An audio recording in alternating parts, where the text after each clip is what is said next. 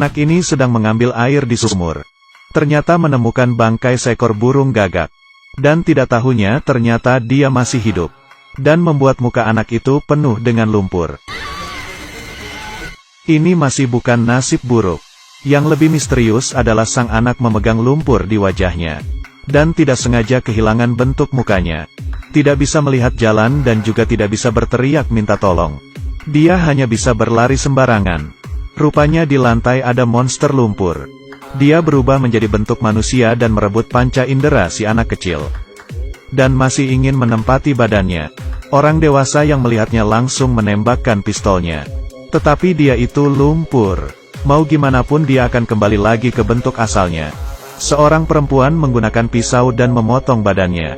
Tapi tetap tidak bisa menghalangi si monster yang mengulurkan lengan yang panjang. Menembus pintu itu menarik si anak kecil. Dan memakannya masuk ke dalam perutnya.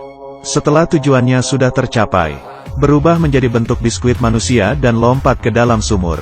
Di desa ini sudah bukan pertama kalinya. Menemukan kejadian anak kecil ditangkap oleh monster. Di malam hari ada seorang gadis tanpa ibu berlari keluar melihat kuda. Suatu hal yang berbakti. Tidak tahu betapa anehnya kuda ini. Di mulutnya penuh dengan laba-laba.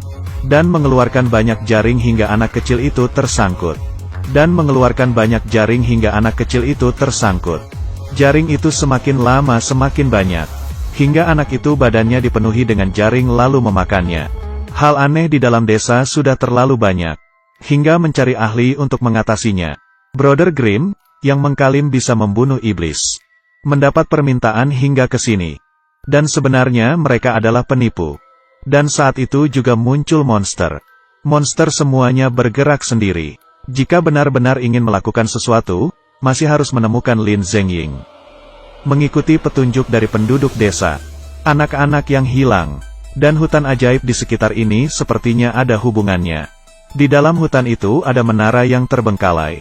Dan ada seorang putri berambut panjang yang tinggal di dalamnya. Katanya demi awet muda. Dia akan melakukan segala cara. Tapi sebuah wabah tiba-tiba datang. Menyebabkan dia dan orang-orang mati.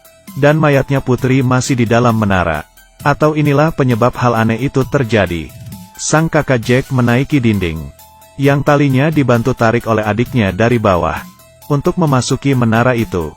Setelah Jack berhasil masuk ke dalam, hal yang dilihatnya membuatnya terkejut. Karena mayat putri ini masih hidup. Laki-laki ini datang ke depan cermin. Mayat di belakangnya tiba-tiba duduk. Tetapi yang dilihatnya dalam cermin itu menjadi seorang wanita